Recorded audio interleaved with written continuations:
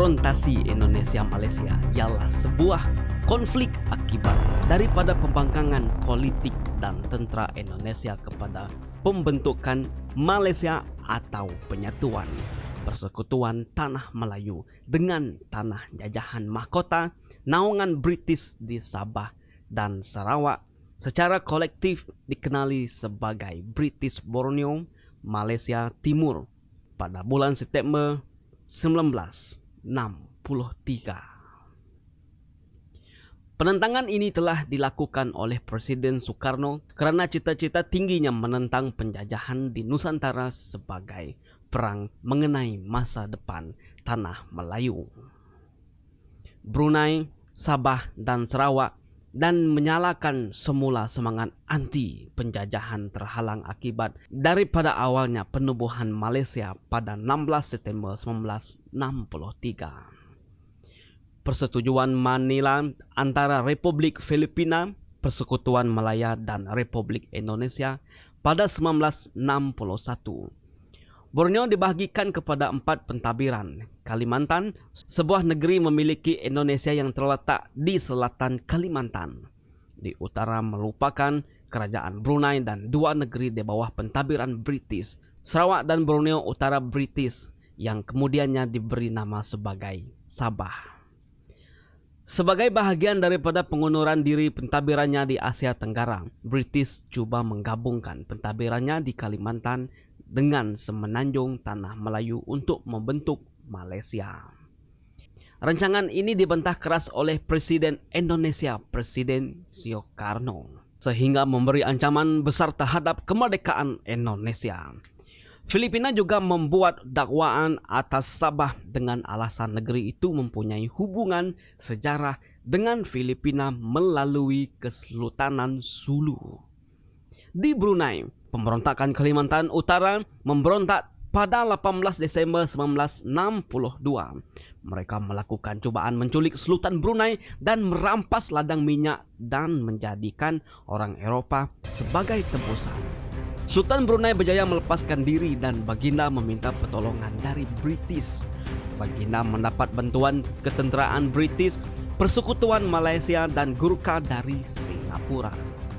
Pada 16 Desember, Komando Timur Jauh Inggris menyeru bahawa seluruh pemberontakan utama telah berjaya dipatahkan.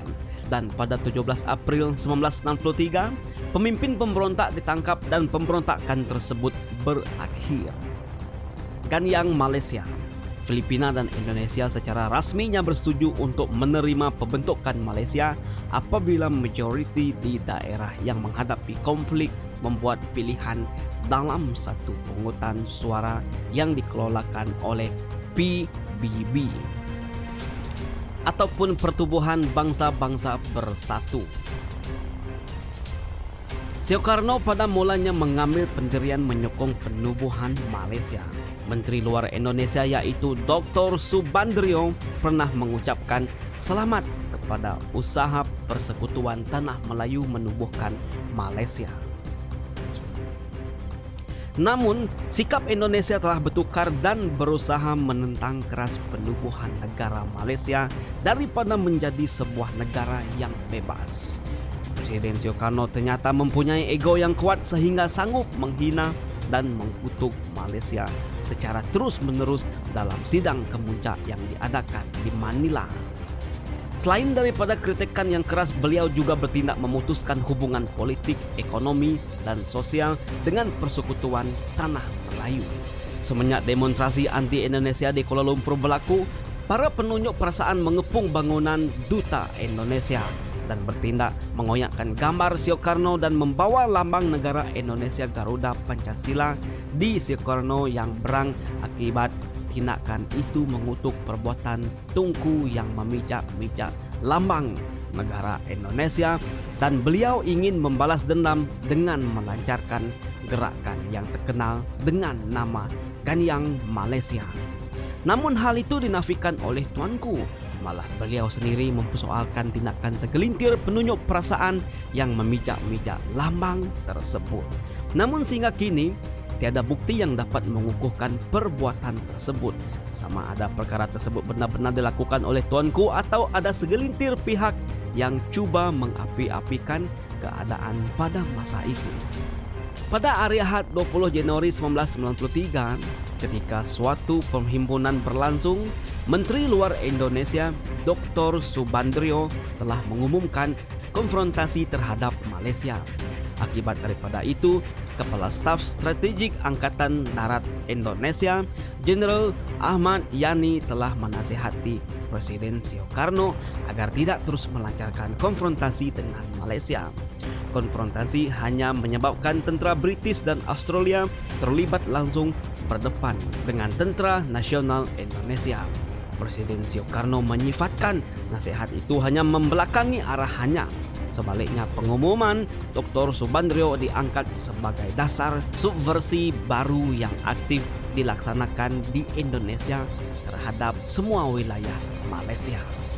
Dalam usaha Soekarno yang menentang penubuhan negara Malaysia, beliau juga telah memulaukan laporan Suruhanjaya Koblon yang ditugaskan pada tahun 1962 yang bertujuan untuk meninjau pandangan rakyat Sabah dan Sarawak terhadap penubuhan Malaysia. Soekarno telah melancarkan kempen Gayang Malaysia pada awal tahun 1963. Konfrontasi Soekarno telah berubah daripada sekadar perang kata-kata menjadi konfrontasi ketenteraan. Hal ini berlaku selepas Suruhanjaya Khusus Persatuan Bangsa-Bangsa Bersatu yang dibentuk untuk mengumpul pendapat rakyat setempat tentang pembentukan Malaysia. Soekarno menjadi semakin tersinggung apabila Tunku mengumumkan terbentuknya Malaysia sebelum Komisi Persatuan Bangsa-Bangsa Bersatu itu mengumumkan hasil siasatannya.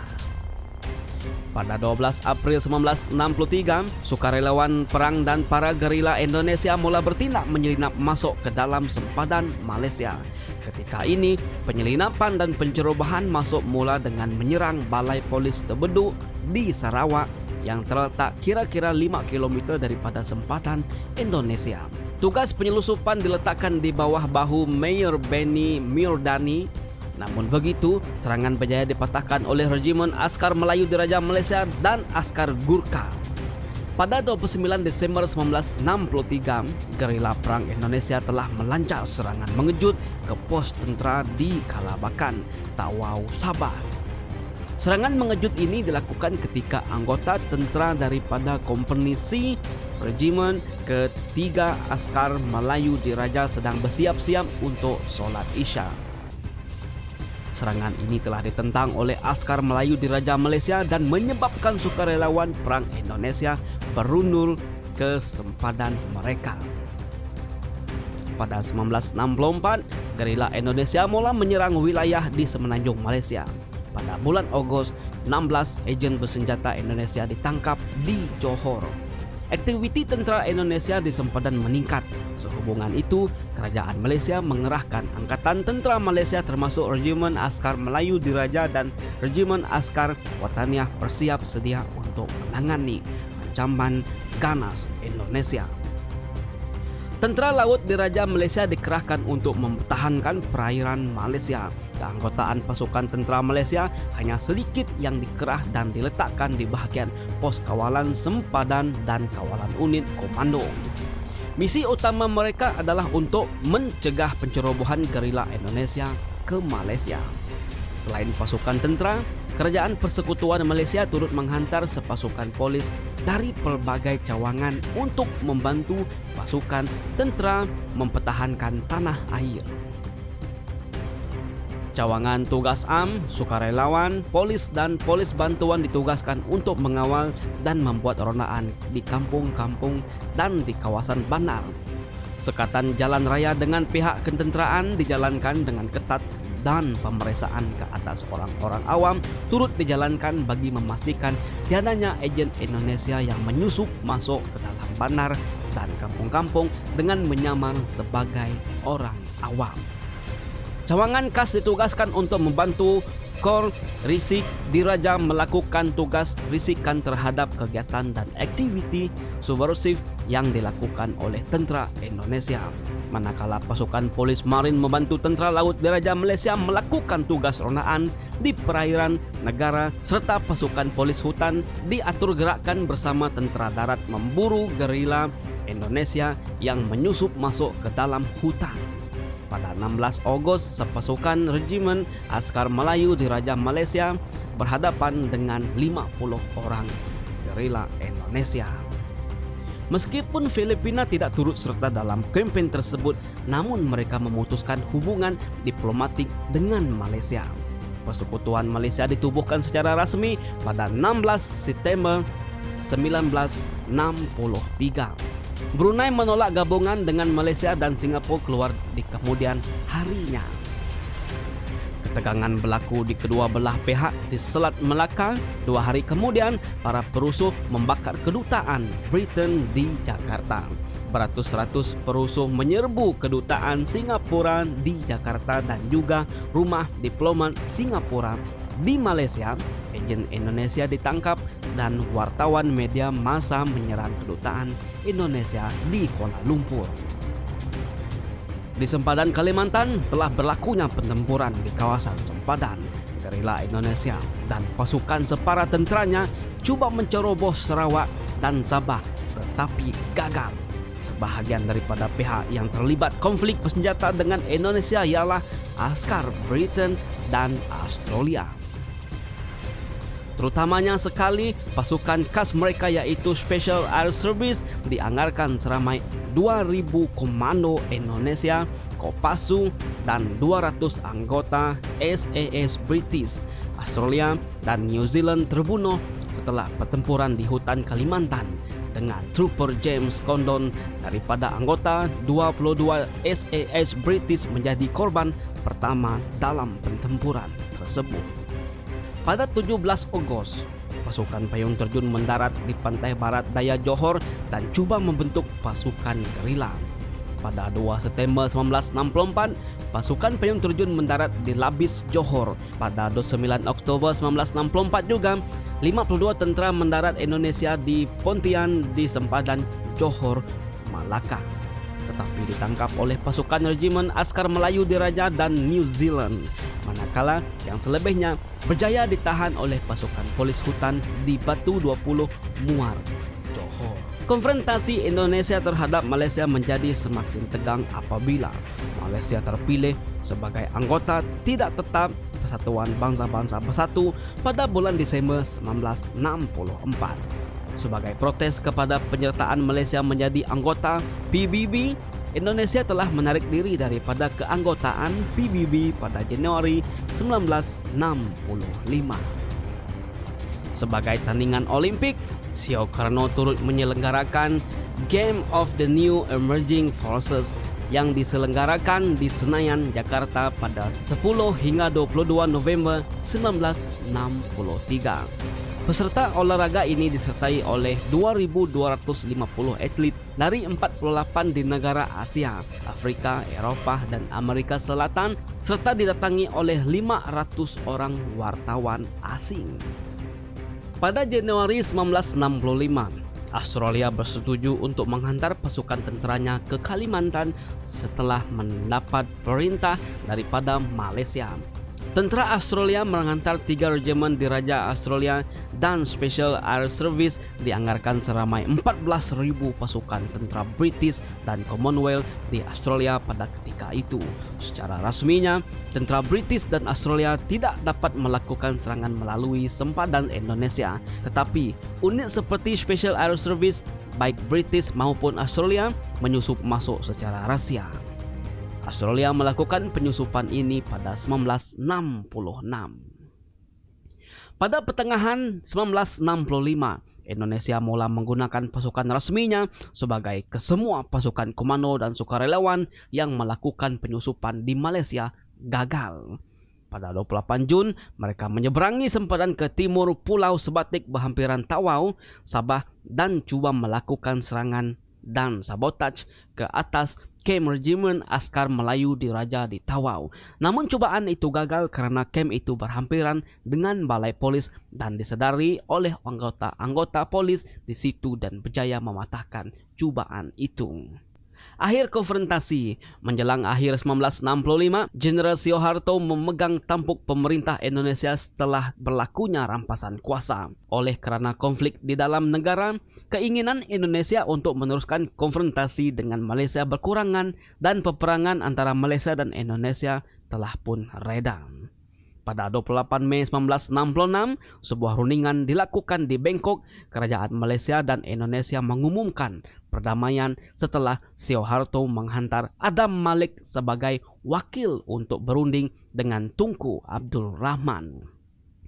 Kekerasan berakhir pada bulan Jun dan perjanjian perdamaian ditandatangani pada 11 Ogos dan diresmikan 2 hari kemudian. Penghancuran PKI dan elemen-elemen politik kiri dan peletakan jawatan oleh Soekarno telah menyebabkan perubahan mendadak dalam kestabilan politik Indonesia pada tahun 1965. Indonesia secara rasminya mengakhiri konfrontasi terhadap Malaysia pada tahun 1967.